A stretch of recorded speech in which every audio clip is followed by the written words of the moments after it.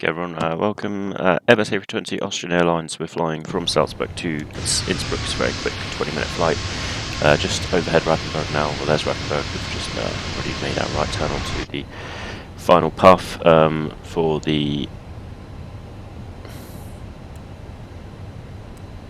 RNAV Zulu approach runway 26. Unfortunately, it's showing up in green for some reason, which is blue even, which is not correct. But we'll just keep going down as it seems to be doing the right thing in all other respects. Been airborne for about 18 minutes. I'm testing a GSX profile that I've created for Innsbruck. It's available on Flight MTO, so if this video goes well, go and download it. If it doesn't go well, feel free to ignore. But basically, I work as a ramp handler at Innsbruck, and I've basically positioned within the limitations of GSX. Obviously, there's a huge problem. For example, if I make a baggage handler approach the plane from the opposite side, it just drives through the plane.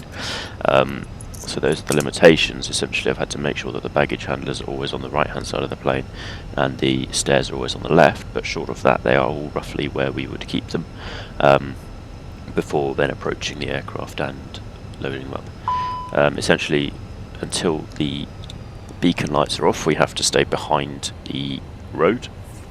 Not even behind the road, just kind of behind a certain line. We can't approach the aircraft, so to speak.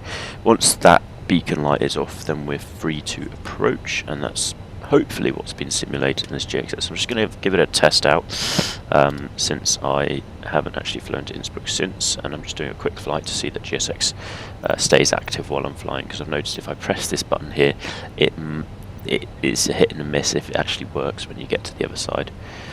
Okay, we've got about 15 miles to go. I'm not going to call gear down yet. I'm probably going to do gear down over this hill. In reality, they usually have the gear down way back there to stabilise the approach more as it's a steeper glide path. We've got the ski area of Schwarz back there. And the Zillertal is behind us in the sun. Coming up ahead, we've got the Nordkette, the northern chain of the Alps, basically. And this is the mountain you can go up there with a cable car in Innsbruck. Innsbruck just coming into sight ahead. This snow is not realistic. At the moment we've probably got a snow line about here in reality. So all of this surface snow is not real, and I hope that Microsoft are in discussions with Meteo Blue to get more accurate data, as the Meteo Blue data, once you zoom in 2 or 3 clicks, is spot on. It excludes the valleys and it displays the right amount of snow on the borderlines of the actual snowpacks. Gears coming down now. I'm going to set flaps free as well. Should get boosters back onto the glide path, hopefully. I'm offline today, so just using FSLTL for any background traffic. There's not much going on yet at Innsbruck. Sundays are relatively a quiet day, and I'll be working in about an hour. So if you're flying to Innsbruck today in real life, I might end up handling your bags. Random, hey? And I use that basically as a good job to I work on the weekends basically, which are too busy in the winter anyway to fly, and I use the money that I get from that to fund real world flying basically. Obviously it costs a fair amount of money to go flying, so so I can keep up doing 3 or 4 hours a month. I can basically, but I need to be finding a new job, because this is only a seasonal job until the end of the winter, and then all of a sudden there's not as many planes anymore. Nobody flies to Innsbruck in the summer, apart from EasyJet 3 times a week, or Dolomiti twice a day to Frankfurt and Vienna. So yeah, it gets a little bit quieter, and they don't need us so much. Yeah, we're geared down with lights on, fully established. Debating now if I'm going to do the circling or just straight in, and I think it's going to be straight in. Purely based on the wind being completely calm, so runway 26 is always preferable in Innsbruck, unless it is Föhn conditions, so more than 5 or 6 knots headwind on runway 08 basically. And if this runway here, so basically when you come over the city you get a gust of wind in from the valley on the left there, that causes a lot of turbulence over the city as the wind it sticks to the mountains as a nice laminar flow. When it breaks off, it becomes extremely turbulent over the city. That's Föhn basically, so we avoid flying over the city, and we either do a circling approach, and this part here is going to get very bumpy during a circling approach during full Föhn, or the better option actually is to just come directly from the other side and fly down this valley here, and that way you avoid the turbulence more or less. It will still be quite windy and turbulent, but you avoid the choppiness over the cities. The Bergisel just in sight there, that's the ski jump. Coming in over Waldorf. The train station's in sight. That's the train station and the hospital's behind it there. We've got some photogrammetry, not photogrammetry even, it's not even photogrammetry, it's just terrain problems there. Runway's in sight, nice and clear for us today, as it is in real life, so I'm using Xenotech's older textures, the newer textures don't... Terrain ahead, pull up. No, I will not pull up. Terrain ahead, pull up. How about shush?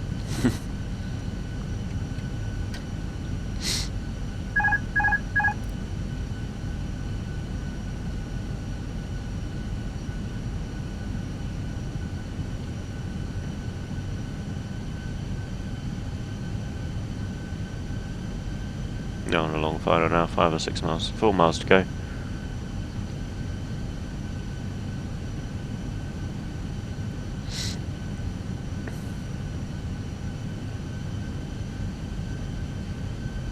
There's the PMED 2 building, it's one of the taller buildings in Innsbruck, it's this sort of mini skyscraper.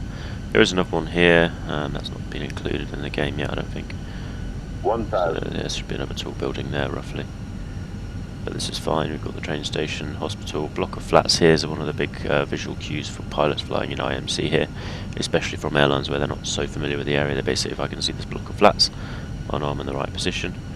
I'm more likely to say if I can see the hospital, then I'm on track. The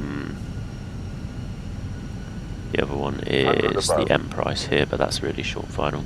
Well, there's the Medel building, which is here. It's basically a hearing aid manufacturer, but they've got a very distinctive architecture. It's very modern. 500. This is the uni, and then we've got the Technic uni over there. We're a bit low on the glide path now, so I'm just going to slow down our descent rate. We're probably on a 3-degree glide path at this point.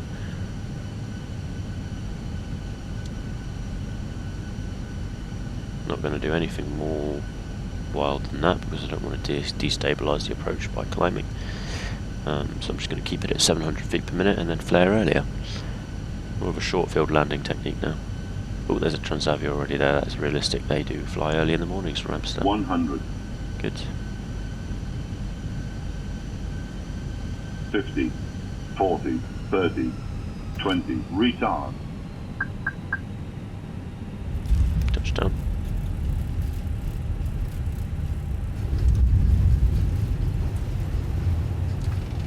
Reverses.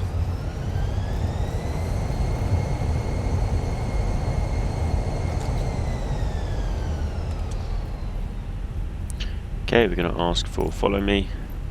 Now the gates in Innsbruck are numbered 10 to 1, 1 being most to the west and 10 being most to the east. However, these have only been agreed on a few years ago, so they're missing from the Orbx scenery. So we've only got 2 to 6. Stand 1 is actually furthest west, and that's a new gate. And they also took over some of the private jet area and created a new airliner gate there. So we're going to go for 6.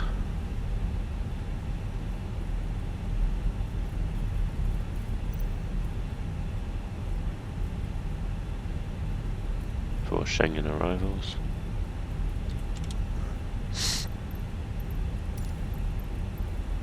The requested position is already assigned to another aircraft.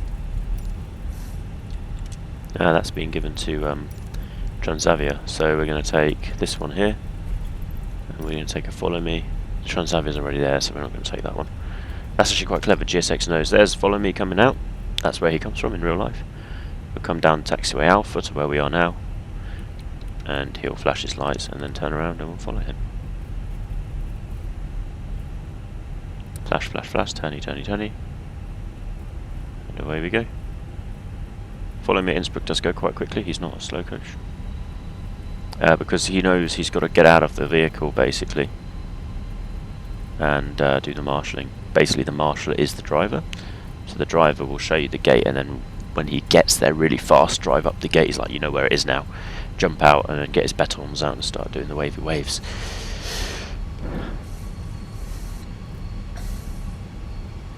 Yeah, so Transavia is sitting there on gate 6, so we're taking the other gate, which is 7, which also has a walk-in, which I've programmed. And I've basically programmed the 2 gates nearest to the actual terminal. Unfortunately, you can't program multiple walk-in routes, so for example, for boarding you would come from a gate, and for arrival you go straight to the arrivals door.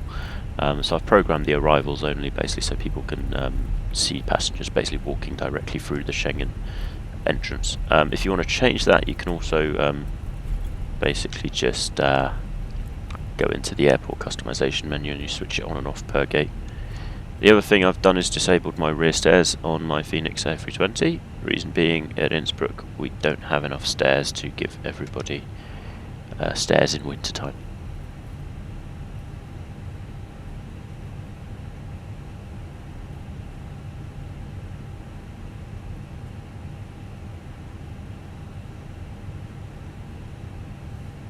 Marshall is now standing in the correct position. I had another GSX profile who would be standing nearly in the terminal.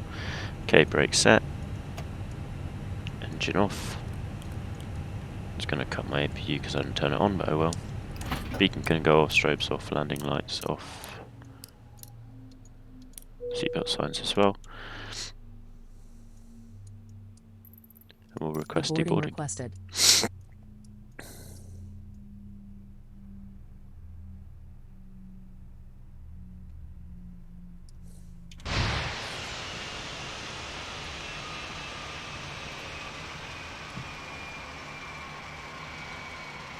This has been assigned to another aircraft, apparently.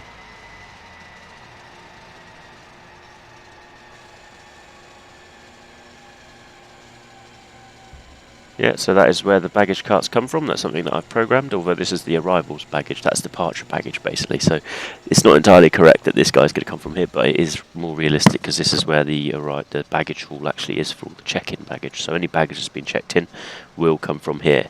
And when you arrive, they basically take it from wherever. I think they keep them down here somewhere. But you can't, again, program separate locations for arrival and departures, basically where it is or where it isn't.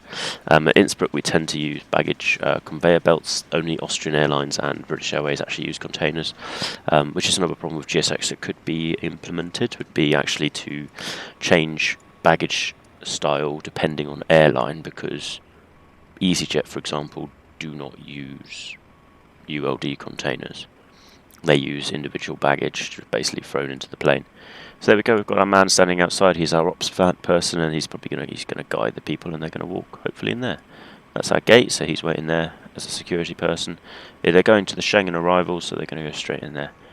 Now hopefully this will work. And I'll make myself some breakfast and go and do it for real. Obviously there is some things here that basically if you're flying British Airways or EasyJet or Thomson TUI, you're going to be using the non-Schengen arrivals, so this walk-in would be inaccurate, in which case I suggest just turn it off and use the bus, because basically that's the reason why when you fly in from the UK to Innsbruck they always put you on a bus to make sure that you go through the passport control door. If you start trying to go through this door, it'll take longer. Oh, they're walking through the pushback car. Well, pushback at Innsbruck's always with a tow bar. We do have a lift pushback, but it's for up to about private jet size, something about that big as the Gulfstream back there. We can't really use it for Airbus A320, so that's why they use the toolbar pushback there. Tow bar pushback. So there's one bug that I might change, is just moving this pushback car over to the right hand side here, so he's not interfering with the walking route. Oh, they're just going to go straight into the arrivals gate then. That might be where I've set this one up. The next gate over, this one here, they do go straight to Schengen. But yeah, it's more or less realistic. I don't know where these guys are going to go, but in real life they're going to go behind here. There's a little door which actually has vertical slats, not horizontal slats like this one here. And in there is our baggage reclaim hall.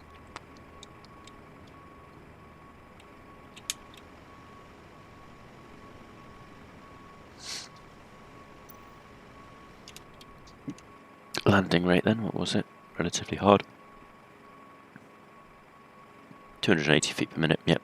But I say that's perfectly acceptable for Innsbruck. There's not much runway.